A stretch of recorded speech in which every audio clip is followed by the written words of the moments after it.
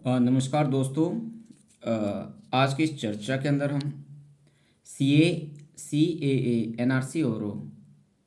NPR के ऊपर जो हमारी वीडियो की सीरीज चल रही है, आज से फिर से इस चर्चा के अंदर आप तमाम दोस्तों का स्वागत करते हैं। और आज की इस चर्चा को जो CAA और NRC और NPR के ऊपर जो हमारी चर्चा चल रही है, इस आज की इस कड़ी को आगे बढ़ाते हैं। और इससे पहले हमने CAA, NRC और NPR के ऊपर इससे पहले हमारी 4 वीडियो जो इस चैनल वीरेंद्र HPO के नाम से मैं उसके ऊपर अपलोड कर चुका हूँ। तो आपने पहले वाली मेरी वीडियो नहीं देखी तो आपको उसको ज़रूर देख लेना चाहिए, क्योंकि उन वीडियो के अंदर आज तक का जो डेवलपमेंट हमारे देश के अंदर रहा, या शुरुआती दौर के अंदर क्या सिटीजन क्या होता है हमारे देश के अंदर, कॉन्स्टिट्यूशनल प्रोविजंस सिटीजन को लेकर क्या है, या असम मूवमेंट की बात हो, नॉर्थ ईस्ट के अंदर जो कन्फ्लिक्ट रहा हो, या असम के लिए अलग तरह के जो प्रोविजंस रहे हो, ये इस सब बातों के बारे में हमने बात कर ली है। आज की इस चर्चा के अंदर हम NRC के बारे में बात करने वाले हैं, और NRC और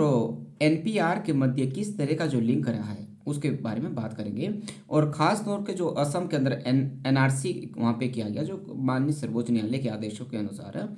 किया गया, और उसके बाद फिर बात करेंगे क्या देश के अंदर देशव्यापी NRC होने की पॉसिबिलिटी है या नहीं है। ये जो हमारे देश के अंदर जो NRC की बात है, जिसको हम नेशनल रजिस्टर्ड सिटीजन्स कहते हैं, या हिंदी में इसको हम राष्ट्रीय नागरिक रजिस्टर कहते हैं। होता क्या है इसके अंदर, इसमें क्या है, इसके अंदर एक नागरिकों की सूची होती है, और अपने नागरिकों की जो जानकारी रखना इसमें क्या होता है, शामिल होता है। और इसके अंदर क्या है, रेजिडेंट होते हैं, नॉन रेजिडेंट जो नागरिक हुए, दोनों तरह के जो नागरिक इसके अंदर क्या होते हैं, शामिल होते हैं। इसके अंदर इन सभी बातों की जो जानकारी होती है, जो लोग भारत के अंदर रह रहे हैं और भारत के अंदर ना भी रह रहे हैं, या भारत से जो लोग बाहर रह रहे हैं, जो भारत के लोग हैं, उसके भी इसके अंदर क्या उन लोगों की भी जानकारी रखी होती है। सबसे पहले 1951 के अंदर पंडित जवाहरलाल नेहरू ने NRC करवाया था, और ये NRC असम को लेके था, क्योंकि असम की जो परिस्थितियाँ थी अलग तरह की रही थी। क्योंकि जो असम की अंदर 1931 की जो जनगणना थी, 1931 की जनगणना के अनुसार भी इस बात के ऊपर चिंता व्यक्त की थी, असम के जो मूल लोग हैं, वहाँ के जो ओरिजिनल पीपल्स हैं, वे अपने आप में माइनॉरिटीज़ के अंदर आ गए। जो बाहर से आके जो व्यक्ति असम के अंदर रह गए, वे क्या मेजोरिटी के अंदर आ गया है। इसलिए पंडित जवाहरलाल नेहरू ने असम की प्रॉब्लम्स को देखते हुए क्या असम के अंदर NRC करवाया। परंतु हालांकि पंडित जवाहरलाल नेहरू ने उस समय ये भी कहा कि ऐसे व्यक्ति जो असम से बाहर के व्यक्ति है, मतलब उस समय पूर्वी पाकिस्तान के व्यक्ति, उनको असम से बाहर भेज दिया जाएगा। परंतु इस NRC को कभी पब्लिश नहीं किया गया, और ना इसको पब्लिक डोमेन के अंदर लाया गया। अभी थोड़ी देर में हम ये भी समझेंगे कि NRC अपने आप में हो जाएगा, NRC करने की जरूरत ही नहीं है। ठीक है, जब क्या हम NRC हम NPR जब हम करेंगे, NPR के साथ ही NRC हो जाएगा। NPR में कोई दिक्कत नहीं है। NPR में सिर्फ इस बात की जानकारी होती है कि हमारे देश के कितने नागरिक हैं। ठीक है, NPR के अंदर उन व्यक्तियों की भी जानकारी होती है जो भारत का नागरिक है, और भारत का नागरिक ना भी हो उनको भी NPR के अंदर शामिल किया जाता है। ठीक है, हालांकि 2016 के अंदर क्या है, हमारे देश के अंदर क्या है, या असम के अंदर क्या है, पहली बार क्या है NRC करवाने की कोशिश की गई। परंतु वहाँ पे इतने वायलेंस जो मूवमेंट थे, हिंसक जो आंदोलन थे या मूवमेंट थे, वो बहुत अधिक हो गए, जिस कारण क्या है NRC को बीच में ही रोकना पड़ा। क्योंकि NRC के बारे में तो लोगों के बीच मिसअंडरस्टैंडिंग बहुत अधिक, जो अभी थोड़ी देर में हम समझने वाले हैं कि किस तरह से जो एक कम्युनिकेशन जो गैप है, आपका लोकल एडमिनिस्ट्रेशन का रहा हो, या स्टेट लेवल के एडमिनिस्ट्रेशन का रहा हो, या नेशनल लेवल के एडमिनिस्ट्रेशन का रहता हो, या कुछ एक जो लोगों के द्वारा लोगों की जो फीलिंग से जो खेलने का काम किया जाता है, उसके आधार पे ये जो बहुत बड़ा जो खेल है यह रहता है। ये भी कह सकते हैं जो NRC अपने आप में यदि किसी की नागरिकता लेंगी भी तो किसी की नागरिकता खत्म भी होंगी, तो किन व्यक्तियों की नागरिकता खत्म हो सकती है, और कैसे उसका जो प्रोसेस जो रहता है उसके बारे में बात करने वाले हैं। 2013 के अंदर जो माननीय सर्वोच्च न्यायालय ने एक महत्वपूर्ण फैसला दिया था, और ये जो फैसला है उस समय के जो चीफ जस्टिस जो रंजन गोगोई ने दिया था, और उन्होंने ये कहा जो केंद्र सरकार का केंद्र सरकार को उन्होंने एक नोटिस किया था कि आपने असम के अंदर NRC करवाना। हालांकि जो बाद में NRC का जो काम है माननीय सर्वोच्च न्यायालय ने असम के अंदर क्या है अपने दिशा निर्देशों के अनुसार ही किया था, और इसके लिए जो माननीय सर्वोच्च न्यायालय संविधान का अनुच्छेद 144 का प्रयोग करके असम का जो एनआरसी वो अपने दिशा निर्देशों के अनुसार ही करवाया था। और उसके बाद जो एनआरसी का रिलायबल जो असम के लोग उन्होंने भी माननीय सर्वोच्च न्यायालय के ऊपर बहुत अधिक भरोसा जताया था। और उसके बाद जो असम के अंदर क्या है, बहुत अधिक जो वायलेंट जो एजिटेशन है वो देखने को नहीं मिली। हमारे देश के अंदर जो सिटीजनशिप रूल्स 2003 है, और 2003 के अंदर जो एनआरसी की क्या है व्यवस्था है, ठीक है। और एनआरसी क्या है, एनआरसी किस आधार पे होगी, इस बात का भी जिक्र किया गया है। अब यदि हम इस पहलू के ऊपर बात करें कि एनआरसी और एनपीआर के मध्य क्या लिंक है, ठीक है। लिंक बिटवीन एनपीआर और एनआरसी, सरकार तो ये बोल रही है, जो सरकार की तरफ से जो पक्ष है कि एनपीआर और एनआरसी के बीच किसी भी तरह का कोई संबंध नहीं है। परंतु हमारे देश के अंदर जो बहुत सारे विपक्षी जो दल है या बहुत सारे जो कानूनविद है, जो कानून को जानते हैं या संविधान के विशेषज्ञ है, वे ये कह रहे हैं कि जो दरअसल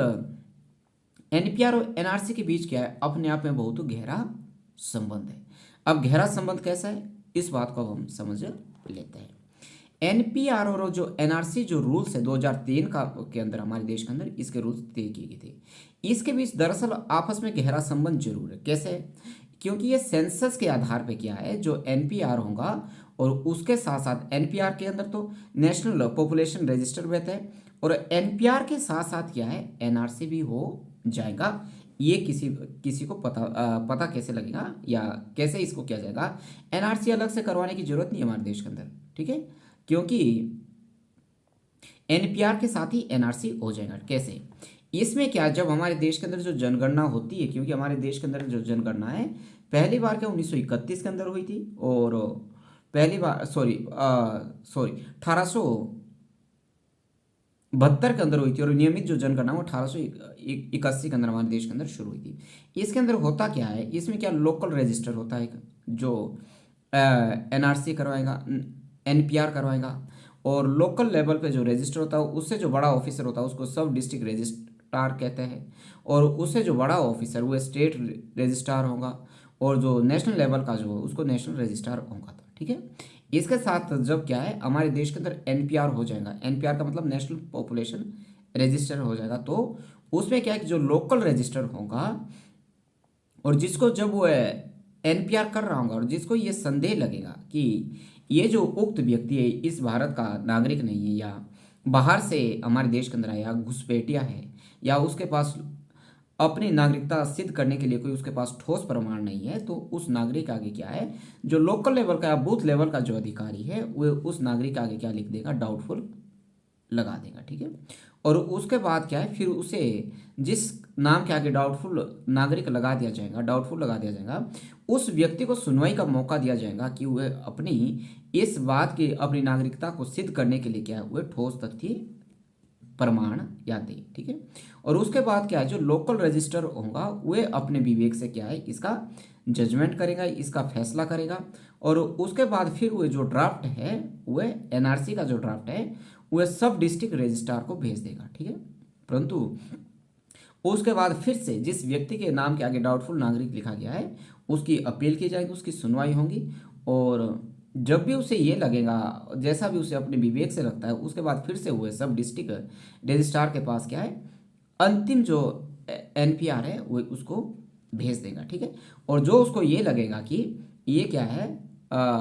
डाउटफुल नागरिक है, उन डाउटफुल नागरिकों की जो लिस्ट है वो अलग से तैयार की जाएगी, वही दरअसल एनआरसी है। कैसे? ठीक है। उसके अंदर क्या ऑब्जेक्शन लगाए जाते हैं, और ऑब्जेक्शंस क्या है, जो व्यक्ति को वह लोकल लेवल पे भी और डिस्ट्रिक्ट लेवल पे भी क्या है उसको सुनवाई का पूरा मौका दिया जाता है। और उसके बाद जो क्या है, जो एनआरसी है, जो एनपीआर है या जो एनआरसी है, ठीक है, वह क्या पब्लिश कर देता है, ठीक है। और जैसे डिस्ट्रिक्ट रजिस्ट्रार होगा, डिस्ट्रिक्ट रजिस्ट्रार को भेजा, और डिस्ट्रिक्ट जो रजिस्ट्रार है इसे क्या नेशनल रजिस्ट्रार को भेजेगा, ठीक है। परंतु जो अपील की जो इसमें सुनवाई का जो अधिकार है वो डिस्ट्रिक्ट रजिस्ट्रार के पास भी रहेगा। ऐसा नहीं कि लोकल लेवल पे ही क्या है ये सुनवाई का जो अधिकार है वो क्या खत्म हो जाएगा, ऐसा नहीं है। जो अपडेटिंग एनआरसी के अंदर हुई है इसमें नाम जोड़ने और घटाने के लिए जो बर्थ एंड डेथ का क्या आधार रहेगा। यदि किसी का नाम जोड़ना है तो उसके लिए बर्थ सर्टिफिकेट, यदि किसी का नाम हटाना है तो डेथ सर्टिफिकेट उसके लिए क्या है महत्वपूर्ण या कंपलसरी रहेगा। यदि मैं ये कहूँ कि जो एनआरसी है नेशनल रजिस्टर जो सिटीजन्स है वो ठीक है, क्योंकि कोई भी जो देश, दुनिया के बहुत से ऐसे मुल्क हैं जिनके पास एनआरसी है, क्योंकि कोई भी जो प्रभुसत्ता जो देश है उसके पास ये अधिकार तो होना ही चाहिए। अब इस बिंदु को हम यही छोड़ देते और फिर से हम क्या है 2019 का जो एनआरसी, असम का जो एनआरसी हुआ, जो फाइनल एनआरसी 2019 का जो पब्लिश हुआ, उसके बारे में बात कर लेते हैं। असम के अंदर जो एनआरसी क्यों किया गया, महत्वपूर्ण बात यह कि जो असम के 1931 की जो जनगणना हमारे देश के अंदर हुई, 1931 की जनगणना ने भी इस बात के ऊपर चिंता व्यक्त की थी कि असम के जो मूल निवासी है, असम के जो मूल निवासी है, उन लोगों की जो जनसंख्या वो माइनॉरिटी के अंदर आ गई है, और असम से जो बाहर के व्यक्ति उन लोगों की जो जनसंख्या वो क्या मेजोरिटी के अंदर आ गई है। और आज़ादी के बाद असम के अंदर बहुत बड़ा एजिटेशन हुआ। ये जो असम का जो मूवमेंट था, इससे पहले वाली जो हमने CAA, NRC और NPR के ऊपर जो 4 चर्चाएं हमारी हो चुकी है, 4 वीडियो मैंने इस चैनल पे अपलोड कर दी है, उसके बारे में हमने बात किया है। असम के अंदर खास करके 1979 से लेकर 85 के बीच बहुत बड़ा मूवमेंट हुआ, और 1985 के अंदर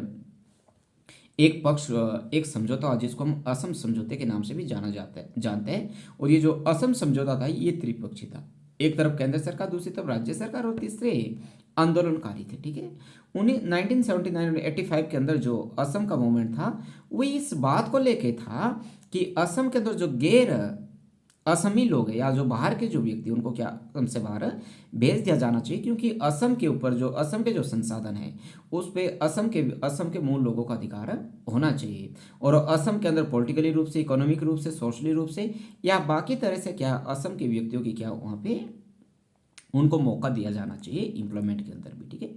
परंतु इसके साथ 2005 के अंदर जो सर्वोच्च न्यायालय ने या जो मैडम इंदिरा गांधी ने क्या है, असम के अंदर जो मूवमेंट चल रहा था 1983 के अंदर, मैडम इंदिरा गांधी ने असम के आंदोलनकारियों से निपटने के लिए IMDT एक्ट लाया था, और माननीय सर्वोच्च न्यायालय ने 2005 में IMDT को क्या शून्य घोषित कर दिया था, उसको जीरो से ही खत्म कर दिया था।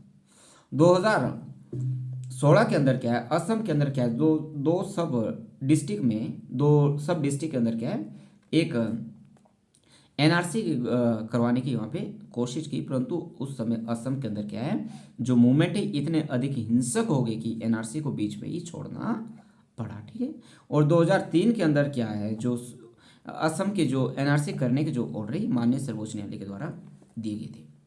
2015 के अंदर जो सुप्रीम कोर्ट ने इसमें यह भी कहा था कि असम की जो NRC की जो देख रेख होगी वो माननीय सर्वोच्च न्यायालय के द्वारा होंगी, और इसके साथ माननीय सर्वोच्च न्यायालय ने असम के अंदर NRC करवाने के लिए संविधान के अनुच्छेद 144 का प्रयोग किया, जिसके अनुसार ये तय किया कि जो भी NRC होंगी माननीय सर्वोच्च न्यायालय के दिशा निर्देशों के अनुसार ही होंगी, उसके गाइडलाइन के अनुसार होंगी, और जो भी अधिकारी वहाँ पे NRC करवाने के लिए अपॉइंट किए जाएंगे वह प्रत्यक्ष रूप से माननीय सर्वोच्च न्यायालय के सामने क्या है, अकाउंटेबल होंगे, वह उत्तरदायी रहेंगे।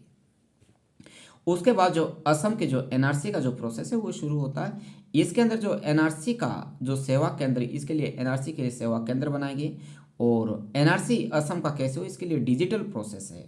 को क्या है अपनाया गया, ताकि इसमें किसी भी तरह की त्रुटि या किसी भी तरह का क्या है संदेह ना रहे। इसमें जो सबसे महत्वपूर्ण जो दस्तावेजों में क्या है, 1951 का जो NRC था, या जो वोटर लिस्ट 1971 की जो वोटर लिस्ट थी उसको क्या है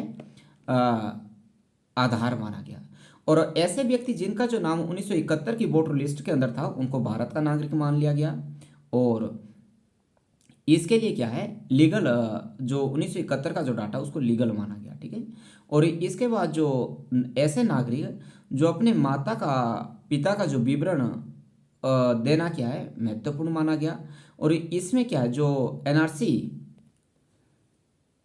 माता पिता का जो विवरण देना क्या महत्वपूर्ण माना गया, और उसके बाद फिर भी ऐसे बहुत सारे व्यक्ति जो NRC से बाहर होगी उन्हें भी क्या है एप्लीकेशन का अपने दलील अपील वकील करने का अधिकार दिया गया, और उसके बाद क्या उनको अपनी सुनवाई का अधिकार दिया गया, और अंतिम समय के अंदर क्या है एक जो फाइनल ड्राफ्ट है NRC का क्या है उसको पब्लिश किया गया, परंतु उस NRC के माध्यम से क्या है असम के क्या जो 40 लाख जो व्यक्ति है वो NRC से क्या बाहर हो गए थे। ठीक है, परंतु ये जो NRC है उसको बाद में पब्लिश किया गया, परंतु अगस्त 2019 के अंदर क्या है एक फिर से फाइनल NRC आते माननीय सर्वोच्च न्यायालय के द्वारा ही करवाई गई थी। इसके साथ जो जून 2019 के अंदर जो सर्वोच्च न्यायालय ने क्या है इसको रीचेक करने से भी क्या है मना कर दिया था, और जो फाइनल एनआरसी की जो लिस्ट थी उससे क्या है 19 लाख जो व्यक्ति है वो एनआरसी से बाहर हो गई थी। और दिलचस्प बात यह असम के अंदर जो 19 लाख एनआरसी व्यक्ति 19 लाख जो व्यक्ति एनआरसी की लिस्ट से बाहर हुए थे उनमें से 12 लाख व्यक्ति तो हिंदू ही थे, और जो 6 लाख जो व्यक्ति एनआरसी की लिस्ट से बाहर हुए वो गैर हिंदू व्यक्ति थे। और इसके साथ क्या है जो 3.11 करोड़ लोगों को क्या है इसके तहत क्या है एनआरसी के तहत नागरिकता मिलने का जो रास्ता वो क्या हो गया साफ हो गया था। असम की जो एनआरसी है उसको क्या 2019 के अंदर क्या माननीय सर्वोच्च न्यायालय के आदेशों के अनुसार क्या है इसको फाइनल कर दिया गया और बाद में क्या है इसको पब्लिश भी कर दिया गया। हालांकि जो केंद्र सरकार ने इसका हलफनामा फिर से सर्वोच्च न्यायालय के अंदर दिया क्योंकि जो असम के अंदर जिन अधिकारियों के माध्यम से एनआरसी करवाई गई थी माननीय सर्वोच्च न्यायालय ने अपने आदेश से क्या है अधिकारियों की सुरक्षा की दृष्टि को ध्यान में रखते हुए जो असम के जो रजिस्ट्रार थे दिनेश देव शर्मा को क्या है असम का एनआरसी कोऑर्डिनेटर ऑफिसर नियुक्त किया गया था। दिनेश चंद जो शर्मा थे अक्टूबर 2019 के अंदर क्या है उन्होंने एक आदेश निकाला कि एनआरसी के अंदर क्या बहुत गड़बड़ी हुई है, ठीक है, जिसे क्या ठीक करना, क्योंकि इसके अंदर क्या इसको ठीक करना बहुत जरूरी है क्योंकि एनआरसी के अंदर जो बहुत सारे व्यक्ति ऐसे अवैध इनको घोषित किया गया जिनका जो केस है वो ट्रिब्यूनल कोर्ट के अंदर क्या उनको अवैध घोषित कर दिया गया, ठीक है। और असम की जो एनआरसी है इसमें क्या जो असम स्टेट रजिस्ट्रार ने क्या है इसको पब्लिश की है जो कि सर्वोच्च न्यायालय के दिशा निर्देश के अनुसार ही ऐसा हुआ है, परंतु इसे भी जो होम मिनिस्टर ने क्या है फाइनल रूप से पब्लिश नहीं हुई और ना ही होम मिनिस्टर ने इसे अभी तक क्या नोटिफाई करने का काम किया है क्योंकि ये जो एनआरसी का काम है ये होम मिनिस्ट्री के तहत ही किया जाता है। इसको क्या है होम मिनिस्टर की तरफ से मिनिस्ट्री की तरफ से भी नोटिफाई नहीं किया गया है। अब इसके इम्पैक्ट क्या पड़ेंगे एनआरसी में शामिल ना होने के क्या है परिणाम क्या पड़ेंगे, ठीक है। Impact of not being in NRC, ठीक है। यदि कोई व्यक्ति एनआरसी से बाहर हो जाता तो उसके ऊपर क्या प्रभाव पड़ेगा इसमें थोड़ी बात हम समझ लेते हैं क्योंकि महत्वपूर्ण है। यदि कोई व्यक्ति जब एनपीआर होगा नेशनल पॉपुलेशन सिटीजन होगा जब बूथ लेवल का ऑफिसर किसी व्यक्ति के आगे डाउटफुल लिख देगा और जिस व्यक्ति के नाम के आगे डाउटफुल लिख दिया जाएगा वह कहीं भी अपनी नागरिकता सिद्ध करने में असफल रहता तो वह एनआरसी से बाहर हो जाएगा, परंतु जिस व्यक्ति को एनआरसी से बाहर निकाला जाएगा उसको क्या एक स्लिप दी जाएगी और उसके नागरिकता के अंदर शामिल ना होने के लिए एनआरसी से उसको बाहर रखने के लिए उसके पास क्या है उसको क्या पुख्ते सबूत उसको दिए जाएंगे और उसके बाद जो उस व्यक्ति का जो केस है एक फॉरेन ट्रिब्यूनल कोर्ट के अंदर चलाया जाएगा और फॉरेन ट्रिब्यूनल कोर्ट जो हमारे देश के अंदर एक्ट है फॉरेन ट्रिब्यूनल एक्ट हमारे देश के अंदर 1940 का है और फॉरेन ट्रिब्यूनल कोर्ट के अंदर यदि कोई भी व्यक्ति अपनी नागरिकता सिद्ध नहीं कर पाता तो उसको क्या है एनआरसी से बाहर कर दिया जाएगा या उसको फॉरेनर या इलीगल सिटीजन घोषित कर दिया जाएगा। उसके बाद क्या है उस व्यक्ति को क्या है जो कि इलीगल सिटीजन घोषित हो चुका है फॉरेन ट्रिब्यूनल के माध्यम से उस व्यक्ति को क्या है डिटेंशन सेंटर के अंदर डाल दिया जाएगा। मतलब डिटेंशन सेंटर एक तरह का या आसान भाषा के अंदर कहते हैं उसको जेल के अंदर ही डाल दिया जाएगा। उसके बाद उस व्यक्ति को क्या है अपील करने का जो अधिकार है वह उच्च न्यायालय के अंदर होगा हाई कोर्ट के अंदर होगा, परंतु जब तक हाई कोर्ट का जो फाइनल जजमेंट नहीं आ जाता तब तक वह जो व्यक्ति वो डिटेंशन के अंदर ही रहेगा, वह क्या जेल के अंदर ही रहेगा। इस बात से जो डर था ये लोगों को बहुत अधिक लगा और जो एक मिस अंडरस्टैंडिंग जो कम्युनिकेशन का जो गैप इसके बीच रहा इससे जो देश के जो लोग हैं देश के लोगों ने क्या है एजिटेशन की तरफ हुए आगे बढ़े वो आंदोलन की तरफ आगे बढ़े क्योंकि लोगों को ये डर था कि यदि वो ये साबित नहीं कर पाए कि हमारे पास अपने जन्म मरण के या दस्तावेज माँ बाप का नाम या फटा किसी के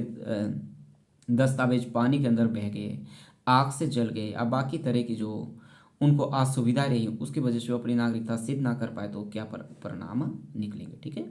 इसके बीच क्या है उन्हें वो भारत के नागरिक है या भारत के नागरिक नहीं है, यदि वो इस बात को सिद्ध नहीं कर पाए वो भारत के नागरिक नहीं तो उनको सीधा क्या है डिटेंशन सेंटर के अंदर भेज दिया जाएगा जो एक हिसाब से जेल ही है। हालांकि माननीय सर्वोच्च न्यायालय ने यह भी कहा कि जो डिटेंशन